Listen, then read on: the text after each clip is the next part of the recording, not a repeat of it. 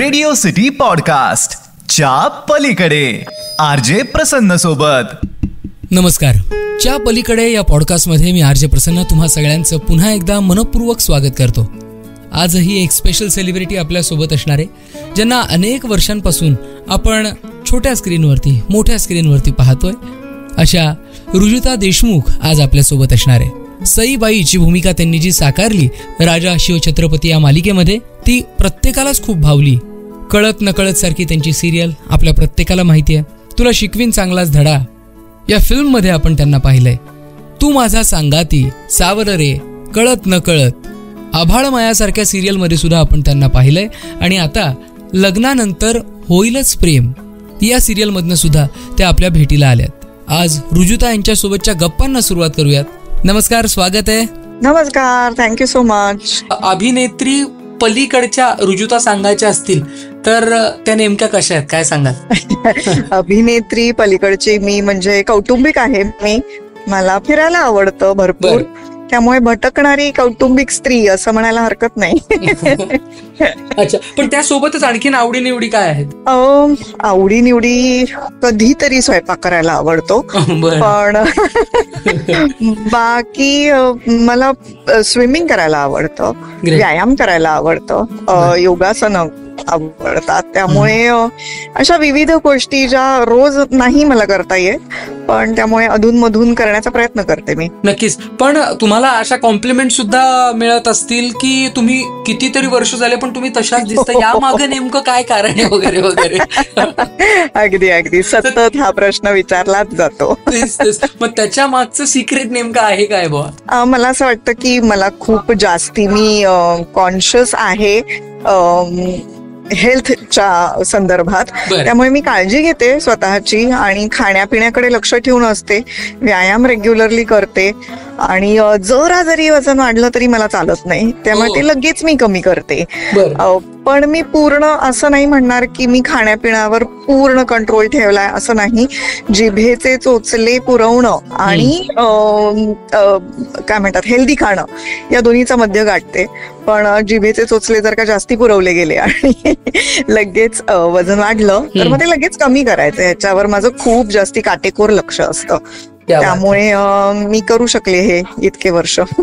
नक्कीच नक्कीच. पण नाटक झालं, फिल्म झालं, सिरियल झालं, हे सगळे वेगवेगळे फॉर्म झालेत, तर यापैकी कुठला फॉर्म जो आहे तो जरा जास्तीत जवळचा वाटतो असं सांगता येईल? खरं सांगायचं तर मला कुठला एक असं नाही ठरवता येत, कारण प्रत्येक फांदीचं मी असं म्हणेन एक वेगळी मजा आहे. ती प्रत्येक फांदीची मजा घ्यायला आपण शिकलं पाहिजे असं मला नेहमी वाटतं. कारण नाटक मला अतिशय प्रिय आहे, नाटक माझं माहेर आहे असं मी म्हणते, कारण माझी सुरुवात नाटकापासून झाली आणि नाटकांनी तुमचा एक बेस तयार होतो. त्यामुळे नाटक प्रिय आहेच आहे, पण मी मालिकांवर खूप जास्ती काम केलंय, त्यामुळे तेही मला माझं घर वाटतं. आणि मालिकांमुळे तुम्ही प्रेक्षकांच्या घराघरात पोचता. त्याच्यानंतर फिल्मचं असं आहे की तुम्हाला एक अख्खी गोष्ट माहिती असते, त्यानुसार तुम्ही काम करता. तुमच्याकडे कलाकार म्हणून काम करण्यासाठी जास्ती वेळ मिळतो, थोडासा विचार करायला वेळ मिळतो असं. त्यामुळे किंवा ऍडव्हर्टाइजमेंटचं 30 सेकंदात, म्हणजे ते प्रत्येक एक्सप्रेशन सेकंदांमध्ये मोजलं जातं की नाही मॅम तुम्ही इतक्या सेकंदातच हसा, तर तीही एक कला आहे. त्यामुळे मी असं नेहमी म्हणते की ह्या प्रत्येक फांदीची वेगळी मजा आहे, ती लुटता आली पाहिजे. बरोबर. पण आतापर्यंत भरपूर साऱ्या मोठमोठ्या ऍक्टर्स सोबत काम करण्याची संधी मिळाली, यांच्या बरोबर काम केल्यानंतर खूप भारी वाटलं असा एखादा अभिनेता अभिनेत्री सांगू शकता? बापरे. पूर्वीची सगळी मंडळी, आमचे जे सिनियर्स आहेत, त्या प्रत्येकाकडून वेगवेगळी गोष्ट शिकायला मिळाली आहे. म्हणजे मी खरं असं म्हणेन, नाटक म्हणून मी सुरुवातच वंदना गुप्ते आणि गिरीश ओक यांच्या बरोबर केली. त्यामुळे त्यांच्याकडनं मी जे शिकले ना ते आयुष्यभर माझ्या मनात राहिलेलं आहे. कारण ती माझी सुरुवात होती, नाटक होतं, स्टेजवर कसं वावरावं हे वंदना मावशीकडनं मी शिकले. किंवा रडताना काय गोष्टी कराव्यात, किंवा काय म्हणतात स्टेजच्या मागे काही गोष्टी घडत असतात, त्याही सांभाळता सांभाळता तुम्हाला अभिनय करायचा आहे. या अशा अनेक गोष्टी मी वंदना मावशीकडनं शिकलीये आणि त्या कायमस्वरूपी माझ्या मनात राहिल्यात. आणि त्याच्यानंतर मी परत तिच्याबरोबर नाटक नाही केलं, त्यामुळे असं खूप वाटतं की ते जे एक कायमस्वरूपी माझ्या मनात बिंबवलंय तिने तिचा अभिनय. बरोबर. तर असं एक स्वप्न आहे पुन्हा एकदा तिच्याबरोबर नाटक करायला मिळावं. नक्कीच नक्कीच. पहिल्यापासूनच या क्षेत्राशी कनेक्शन आपलं आहेच आहे, पण समजा ऋजुता या क्षेत्रामध्येच नसल्या असत्या तर आज काय करत असले असते बॉस? बापरे, हे माझ्यासाठी खूप अवघड आहे. मी नेहमी असं म्हणते की बापरे, मला जर अभिनय करता येत नसता तर मी काय केलं असतं कुणास ठाऊक, किंवा मला दुसरं काही करताच येत नाही बहुतेक.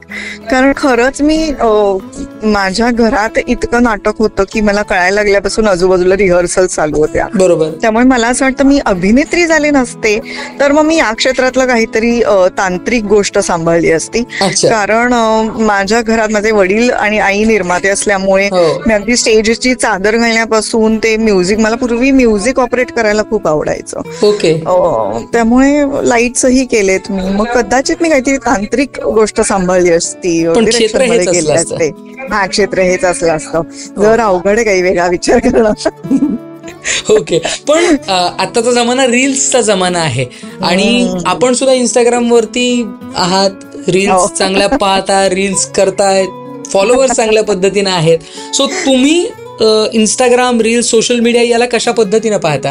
आता ती काळाची गरज आहे. येस. आणि ते लोकांना आवडतं या दृष्टीने मी त्याच्याकडे बघते. पण त्या रील्सना माझ्यावर हावी होऊ देत नाही मी. माझ्या कामाच्या गडबडीतून जेवढं जमू शकेल तेवढं ते मी करते आणि त्यातून मलाही आनंद मिळतो. म्हणजे केवळ लोकांना आनंद मिळतो म्हणून नाही, तर त्यातून मलाही आनंद मिळतो म्हणून मी करते. पण मी म्हटलं तसं की ती एक क्षणिक गोष्ट आहे, ती एक आपल्या आयुष्यात चालू असणाऱ्यातली एक गोष्ट आहे, पण ते आयुष्य नाहीये. बरोबर. असं त्याच्याकडे बघितलं तर त्याच्या ज्या चांगल्या गोष्टी आहेत सोशल मीडियाच्या, त्या चांगल्या गोष्टींचा फायदा करून घ्यायचा आणि वाईट गोष्टींकडे दुर्लक्ष करायचं किंवा सतत तेच फक्त करत राहायचं नाही, असं माझं मत आहे. आणि मी तो समतोल सांभाळण्याचा प्रयत्न करत असते आणि तो बऱ्यापैकी जमतो मला, असं मला वाटतं. बहुत बढिया. पण आम्ही या पॉडकास्टमध्ये हाही प्रश्न आवर्जून विचारत असतो की प्रत्येक जण स्वतःबद्दल विचार करत असतो. आपल्यातले कुठले प्लस पॉइंट आहेत हे आपल्याला माहिती असतात, कुठल्या गोष्टी बदलल्या तर आणखीन चांगली पर्सनॅलिटी आपण बनू शकतो हेही जाणवत असतं. तर असा प्लस पॉइंट आणि एखादी गोष्ट बदलली तर छान पर्सनॅलिटी होईल अशा गोष्टी सांगा ना कुठल्या तुमच्या? बापरे, स्वतःचीच चांगली गोष्ट सांगायची आपण.